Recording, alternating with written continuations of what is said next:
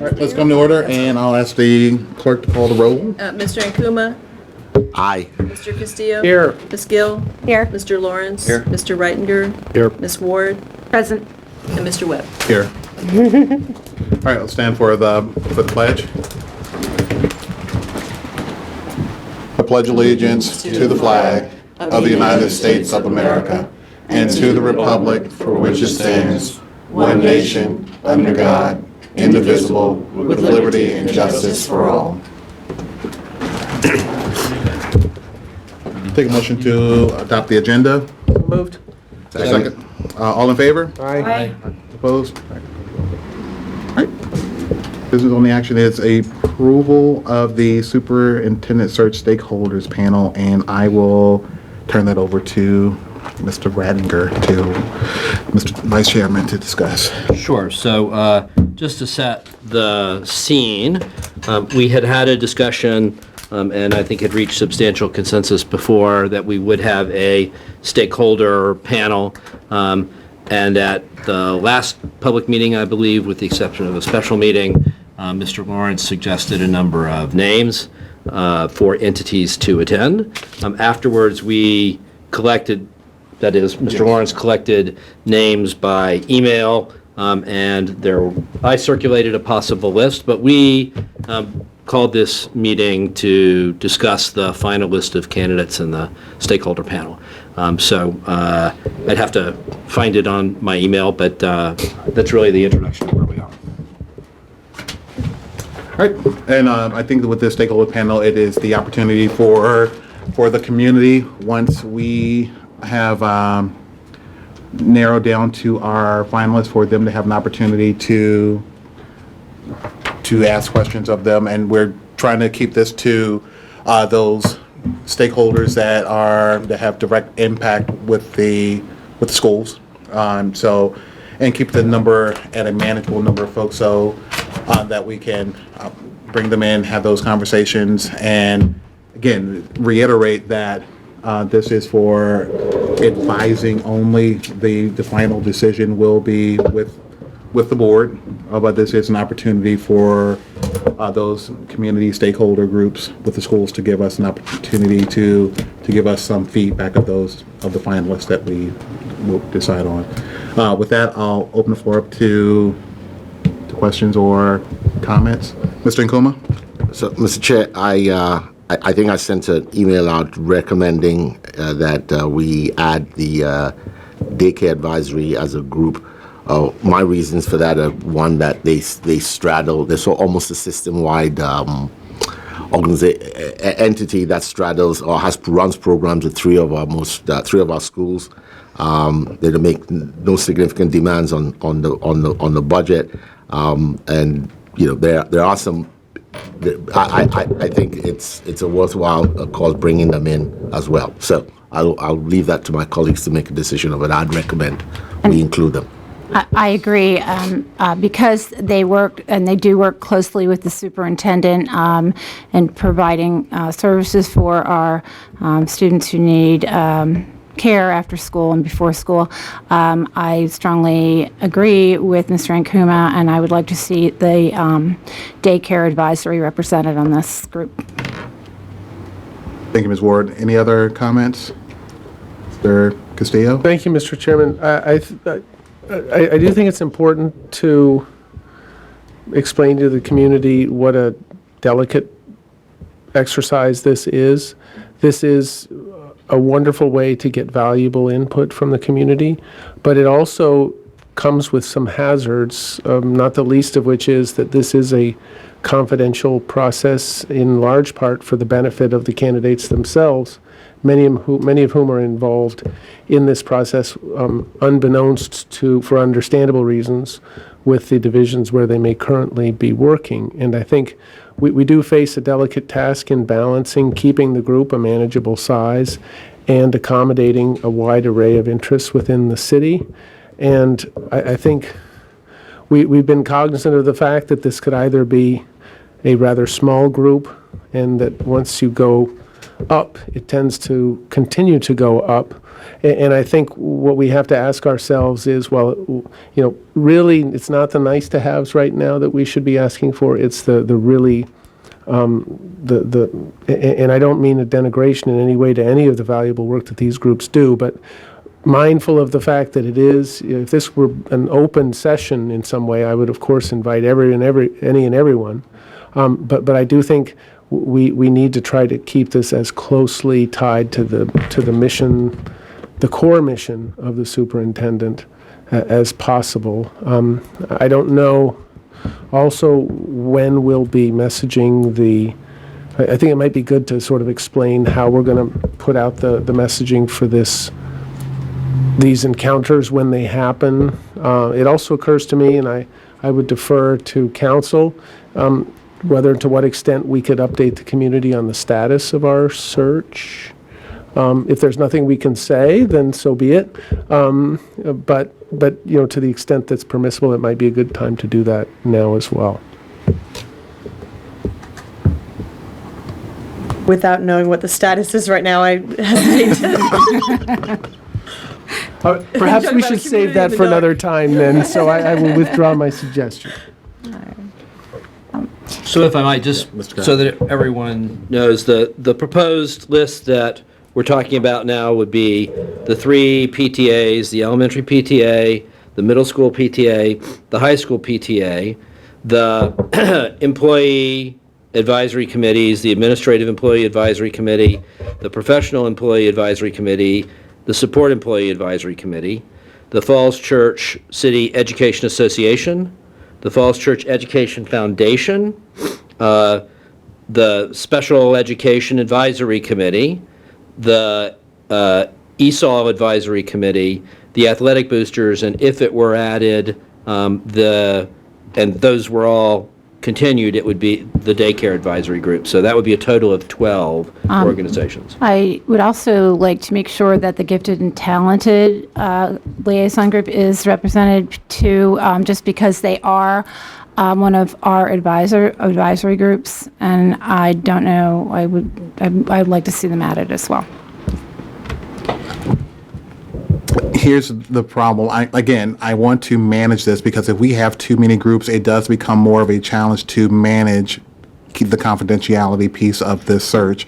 I think those were some of the major, I thought, stakeholders that we came up with, and again, in my mind, the 7 to 12 was the kind of the max number that I think could be managed of having those folks and signing confidentiality agreements. But I think the bigger you go of the 15 or whatever number, I think it becomes more challenging and more potential for things to, not intentionally, but for information to come out about these candidates who all are in jobs right now that they may not have shared with their current employers. And we want to be very conscious of that, so that we don't cause any problems with them in their employment if they were potentially not chose as the candidate. Okay, well, and I totally agree with that, and I understand, they will be signing confidentiality agreements, which is important.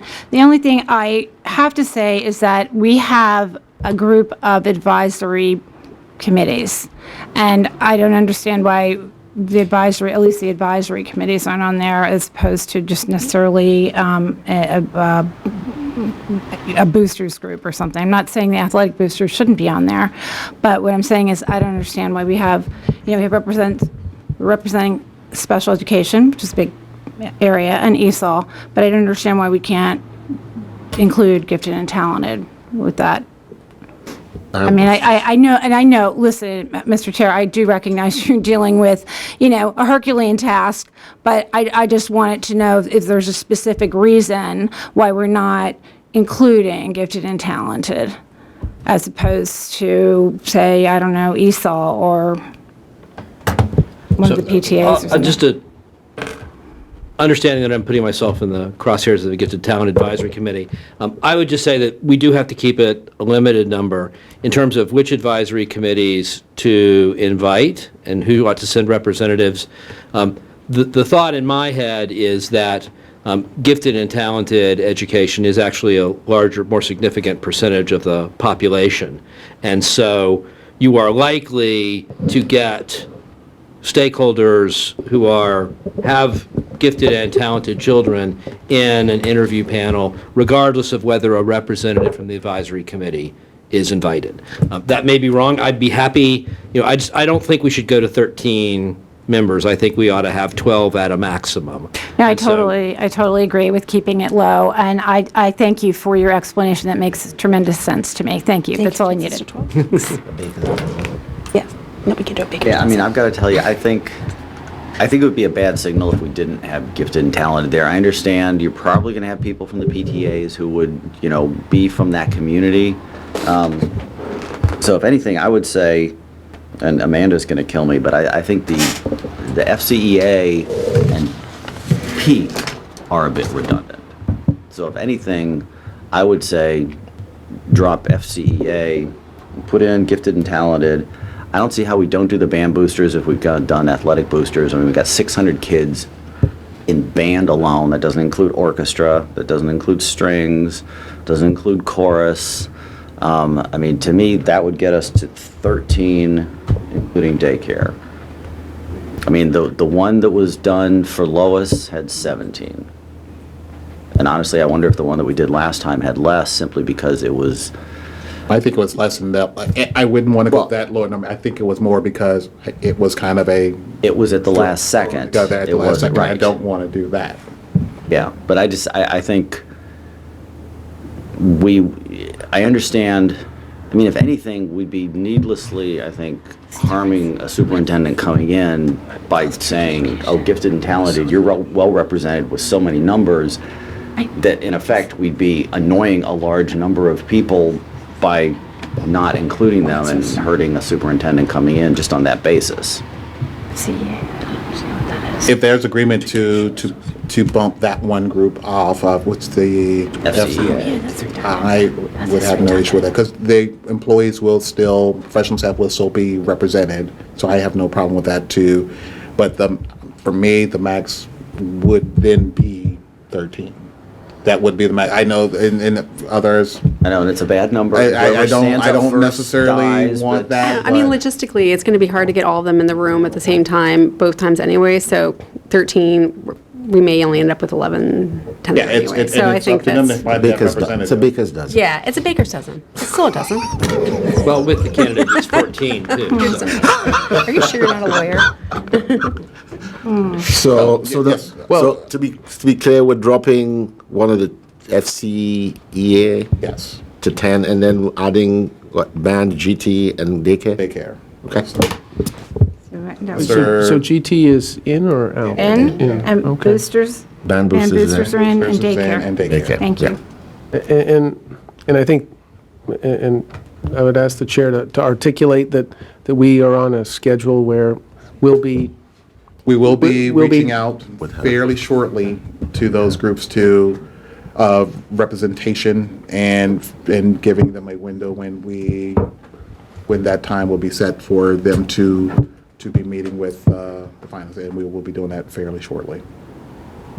And for the sake of expediency and time, we'll tell them it's your chair, and if they can't make it, Or or the designated vice chair or chair. somebody, but it's, It'll be the chair, we'll invite the chair or their Designated rep. to be, but going out to the chairs is where the ask would go. And I think we would invite, as we were discussing, whoever comes would need to be able to attend all of the interviews. So I don't think we want a person to show up at one meeting and not Not the the other.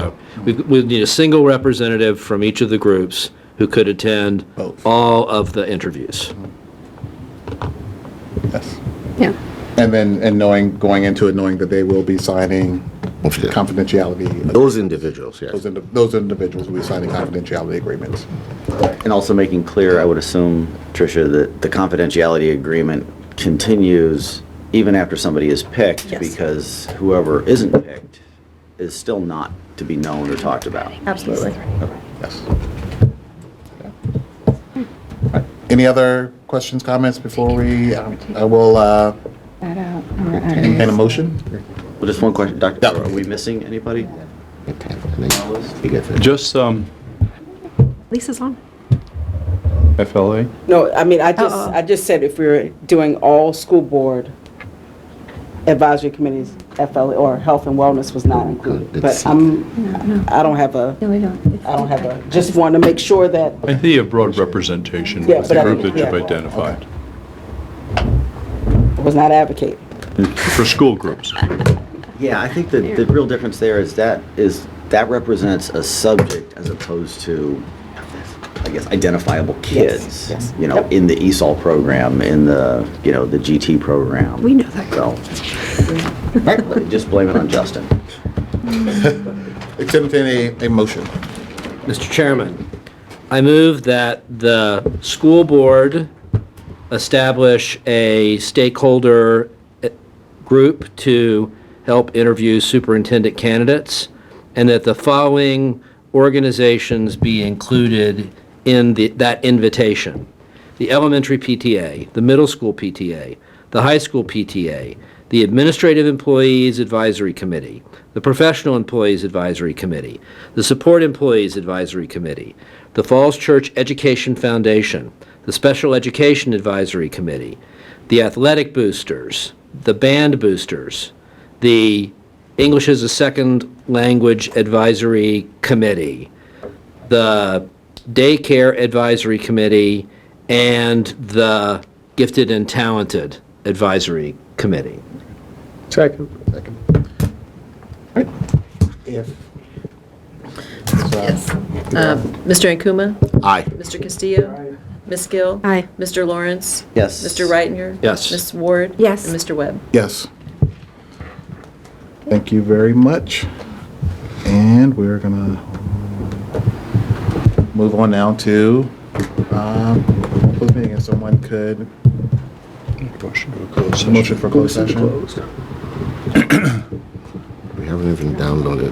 Mr. Chairman, pursuant to the Virginia Freedom of Information Act, I move that the board convene a closed meeting for the following purpose: to discuss or consider the identified subject matter, legal matters under Section 23711A7, in particular, consultation with legal counsel and briefings by staff members or consultants pertaining to actual or probable litigation, where such consultation or briefing would adversely affect the negotiating or litigating posture of the public body, and personnel under Section 2.23711A1, in particular, non-renewal of a specific employee. A second? Second. Ms. Goodell? Mr. Ankuma? Aye. Mr. Oh. Castillo? Aye. Ms. Gill? Aye. Mr. Lawrence? Yes. Mr. Reitinger? Yes. Ms. Ward? Yes. And Mr. Webb? Yes. All right, Okay. we're in close.